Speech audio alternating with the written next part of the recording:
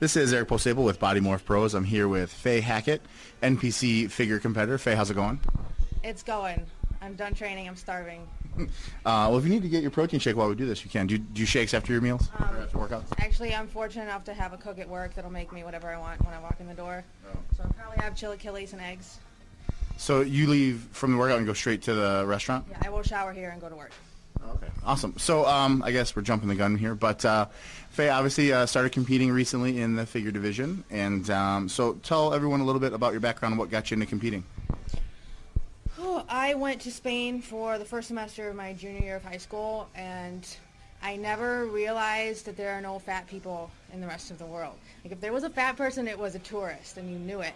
And I got back off the plane in New York, and I saw fat people, and I mean like obese people. We're talking their BMI is ridiculous, not just a couple pounds overweight. I hadn't seen those kind of people in 6 months, and it blew my mind. I was like, this doesn't work. And I never really liked PE in high school. I could run the mile for the test or whatever, but I was not coordinated. I played basketball for 2 years and never got a minute of game time. So lifting just fit because it didn't require coordination. It made me look good without too much effort. And people would look at you and be like, oh, she's athletic, even though secretly I'm not. So were you kind of a chubby kid? No, I was never chubby. My parents were never chubby. I mean, they got a little heavier as they got older, but the whole family's always been fairly lean. I just didn't think about health at all. So what made you want to start getting on stage and competing?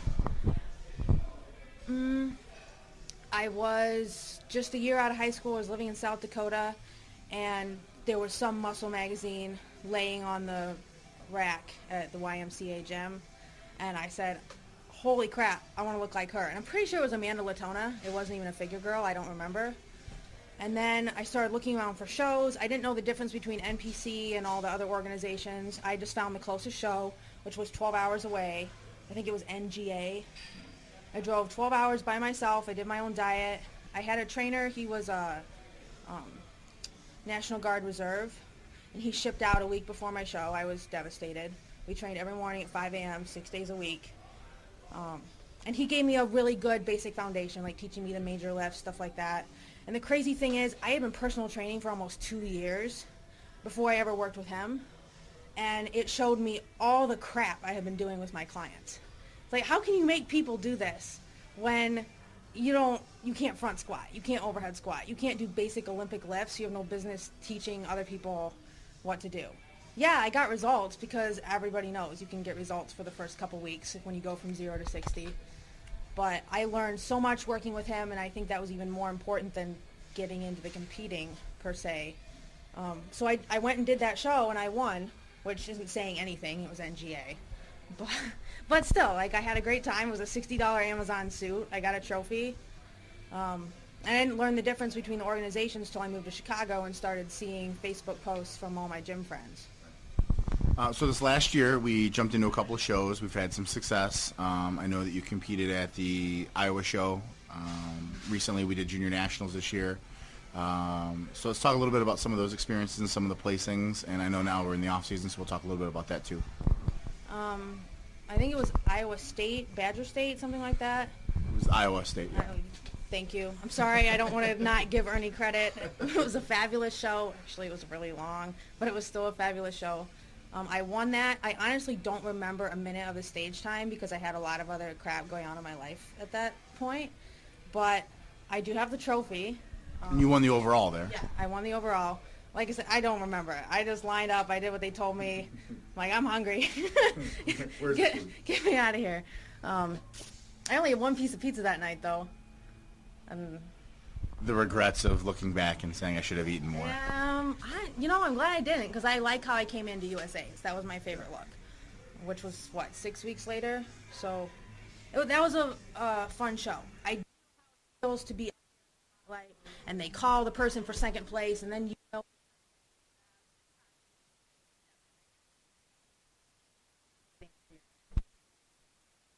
definitely worked. So now you've competed and you've done well and you've got some trophies, and now we're in the off season. Have you kind of decided on what would be your next show? Do you have that in sight, or are you just going to kind of see how the off season goes? We're definitely going to see how the off-season goes. My priority is certainly my PFT for the Marine Corps. I think those can definitely coincide. Running 3 miles periodically keeps me from getting too heavy. I still like to lift. I'm not going to lose. I feel like I have a little bit of muscle tissue to lose. I feel like it'll come back pretty easily if it needs to. If anything, I would do like the Illinois State to qualify next year and then go do junior nationals. I am certainly not paying to travel to compete ever again. I have a national show in my hometown. I'm not going anywhere else. Yeah, it does get a little pricey when you start doing nationals and USAs where you've got Vegas. Like this year, nationals is in Miami. And the hotel's like, I don't know, $900 or something crazy. So yeah, it does get pretty pricey to compete, and when you're trying to support yourself and be an adult, it's a very large expense.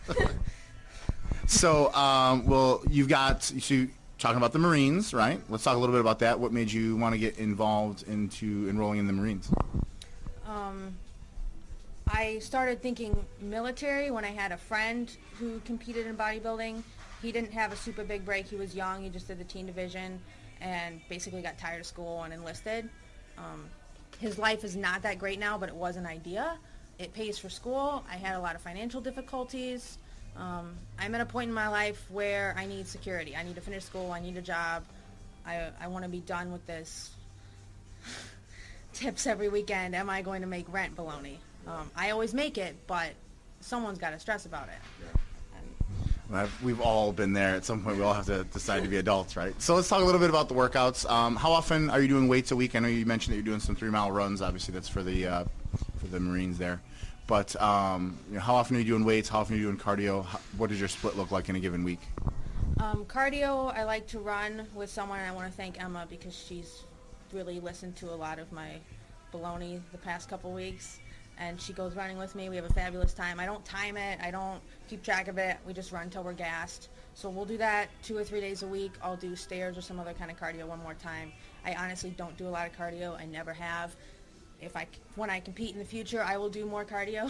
But I'm enjoying that right now. I do CrossFit circuit type training 3 to 4 days a week. And then if I wake up and I feel like a rock star, I'll do an actual lift. That'll change. Now, do you normally work out this early in the morning? And I say this early because I like to sleep, but we started this at like 7 in the morning. I certainly don't have a problem with mornings. I like working out in the morning, getting it out of the way. It makes me feel good for the rest of the day. I'm certainly not going to function before I have some kind of caffeine, and pre-workout works pretty well. Yeah, I like it.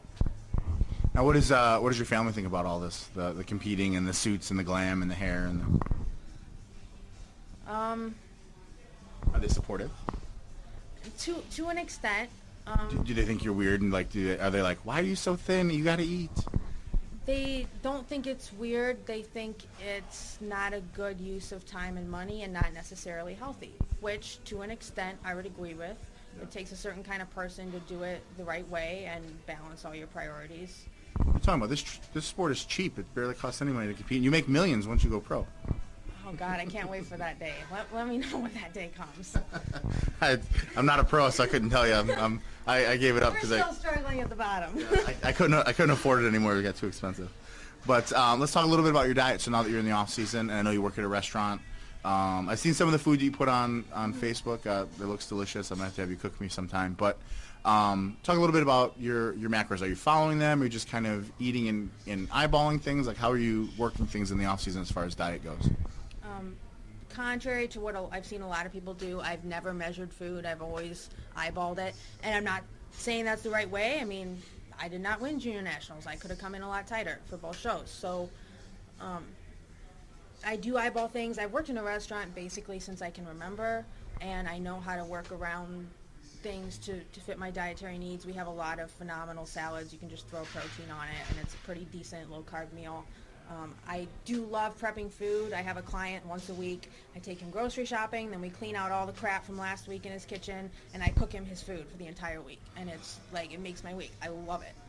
And in exchange, he just buys me groceries, so I never have to buy food. I always have healthy, great food on hand. And I do like to prep for myself as well. Now, is this a service you're offering to other people if they want you to come to your house and cook? Absolutely. Because bodybuilders are lazy. We don't like to cook. We like to eat. We don't like to cook. I know. Absolutely. Well, let's talk a little bit about how would someone get in touch with you then if this was something they wanted, or if they wanted a trainer, or if they needed some coaching advice. Do you give coaching advice? Absolutely. It is only advice. There are a lot of coaches out there, and we've been through this discussion. Yeah. I really think what teaches you best is working with your own body and being consistent. If you're not ready to track results and be consistent, my advice is not gonna help you. Yeah. I can tell you what works for me, but that's all I can tell you. I don't know anything about you. Yeah, and that's what I tell all my clients. I tell them all the time, I got to work with you a little bit. We got to learn your body because it's kind of a chemistry experiment to figure out what works best. But how would people get in touch with them? Facebook is ideal. I mean, obviously everyone has the messenger. It goes right to your phone. I don't like putting my phone number out there. I get a lot of weird people. You probably get enough of those people on Facebook. Yeah. When you have 12 messages that are like, hey, what's up? Hello, you there? Hey. Yes. Oh my gosh. I got a job offer on Facebook last week, but creepy. he preceded it with 5 inappropriate messages. I was like, you should have led with the job offer. Yeah. And I might have talked to you. Stop there. Yeah. So it was a job offer, all right. It was Or bartending, job too. request. Like, I would have liked to go bartend. He looked like a decent place, but not after you did that.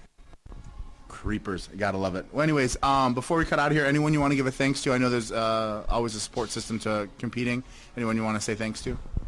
I absolutely want to thank USA Gym. I've been here several times. Every time I come, it's just such an uplifting, open environment. Chuck and Michelle do a great job of working with everybody. My boyfriend has been fabulous. Sometimes he cooks for me. I really, hint, really enjoy that. Foot rubs are pretty great. I really enjoy those. It makes a big difference after work if you're going to have to go lift. It's a great pick-me-up. You mentioned Emma, who runs with you. Yes, Emma's fabulous, and Erica is also fabulous. I haven't known her long, but she's an old soul. And so just to recap, Ed, she likes foot rubs and when you cook dinner. So if you're listening, we just want to recap that, or breakfast, or any cooking, any You meal. should also learn how to work the cappuccino machine. That would be awesome. She's calling you out for your cappuccino skills.